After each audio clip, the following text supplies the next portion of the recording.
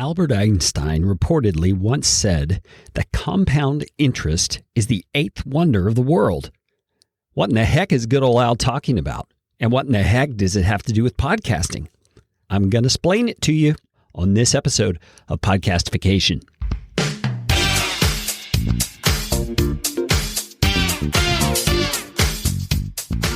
My name is Kerry Green, and I am the Client Happiness Guy at PodcastFastTrack.com, and this is Podcastification.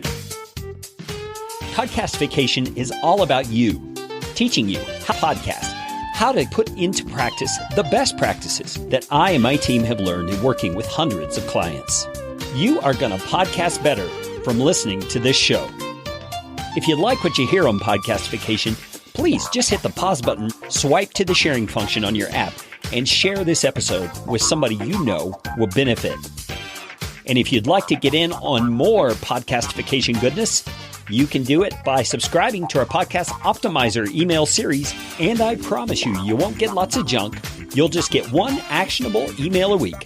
Go to podcastfasttrack.com/optimizer. That is enough of that kind of stuff. Let's get you podcastificated right away. All right. Welcome back to Podcastification. Kerry here. Hey, I have had such a crazy life lately with my travels and with the business just booming. I mean, this whole COVID thing, I don't get it, but our business has actually skyrocketed because of COVID. And who knows, it's probably not directly related to COVID, but maybe. I don't know. I don't understand such things. But what I want to talk to you about is a phenomenon that I've been witnessing with client shows, and in particular, the clients who've been with me for a long time. And I'm referring to it as the compound interest effect of podcasting. Now, if you don't understand what compound interest is, it's a term that has to do with money and investing. It's the idea that when you invest money in something, and then it gains more money through the accumulation of interest over time, then you now have more money to gain interest from. So let me give you an illustration of compound interest at work. Say you invest $500 one time and never add anything else to it. And for the sake of us just having easy numbers to think through, let's just assume you can make 10% interest on that $500 the first month that you've got it invested and every month following. Now, granted, it seldom happens that way, but we're just trying to illustrate how compound interest works.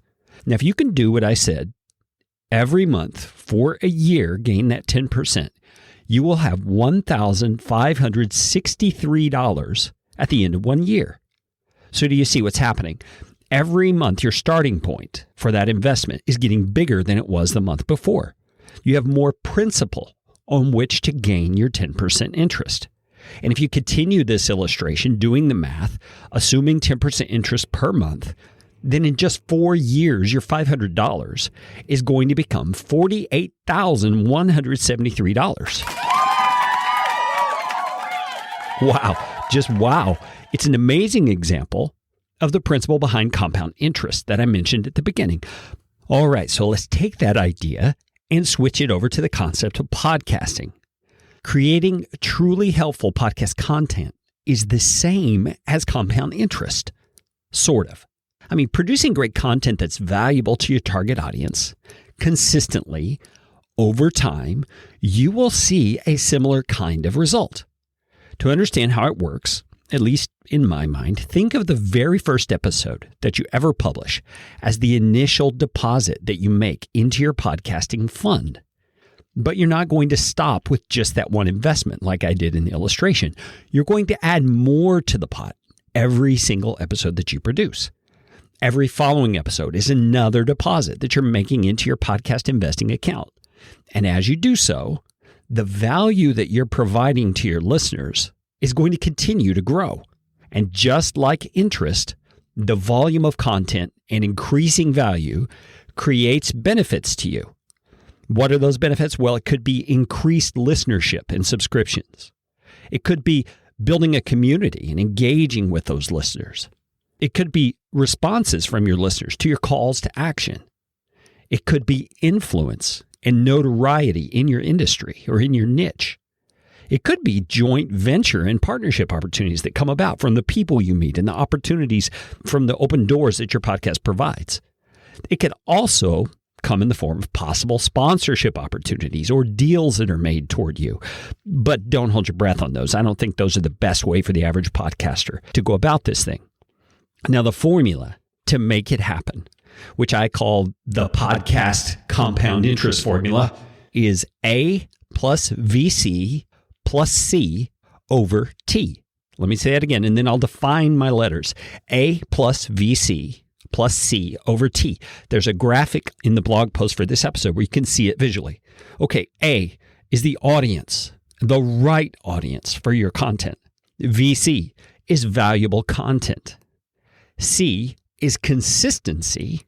And then over T means over time. Now let's break each one of those down. The audience. You want to make sure that you're speaking to the exact people who need what you have to offer.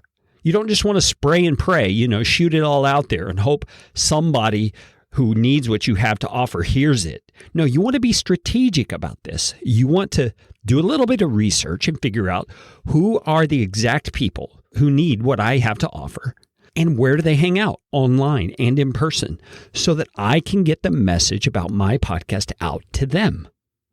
We could talk more about how to do that strategically. If you want to shoot me an email, it's Carey, C-A-R-E-Y, @podcastfasttrack.com. I would love to hear your situation and help you brainstorm some possibilities. Now, this is like using a rifle instead of a shotgun when you go hunting. Now, for certain sorts of hunting, like waterfowl, ducks and geese and that kind of stuff, a shotgun's exactly what you need because they're moving quickly and they're spread out across the sky and you need to kind of scattergun that thing and hit one of them just any way you can. But when you're hunting big game, which is what we're talking about here, you want a rifle because those little pellets that come out of a shotgun are not going to do much damage to that elk that's out there in front of you. You've got to have a rifle. You want to be very targeted and hit exactly where you want to hit.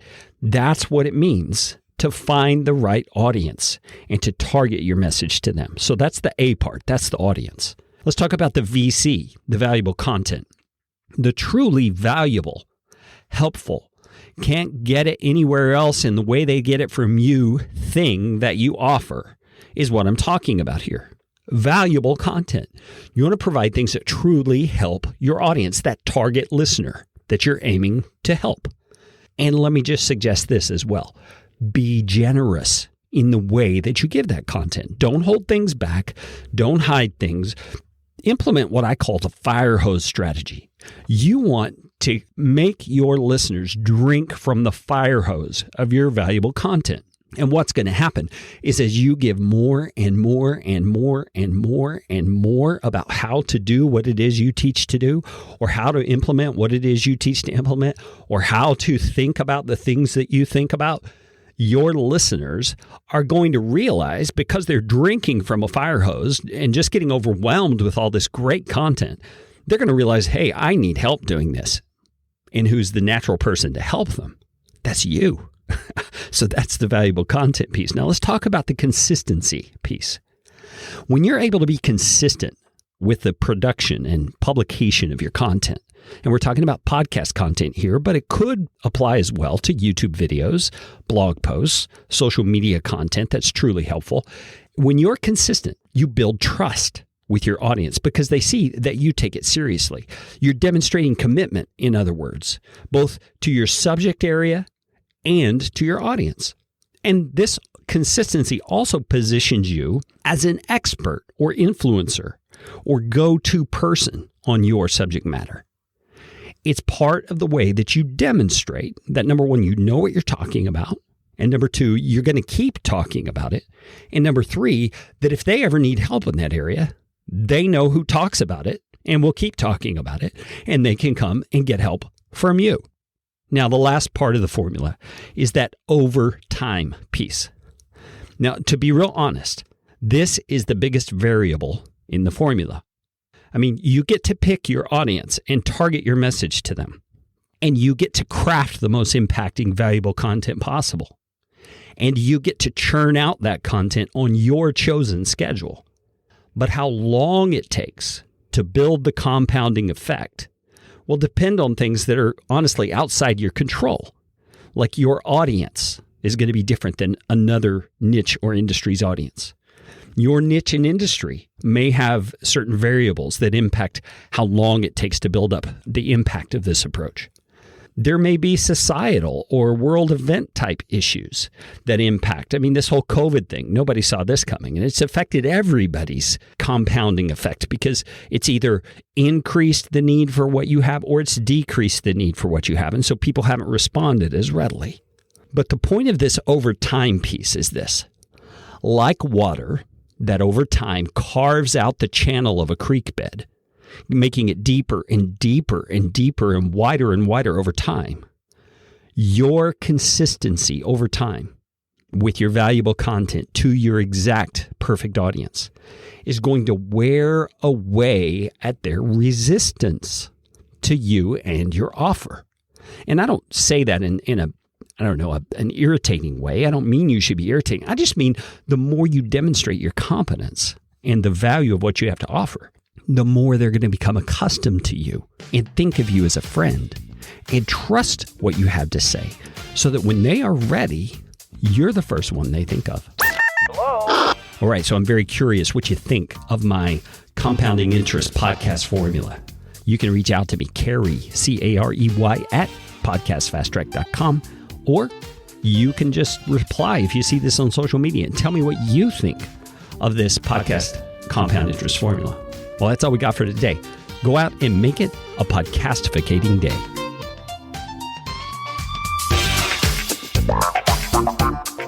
This show is brought to you by Podcast Fast Track, where my team provides professional podcasting services without the time suck.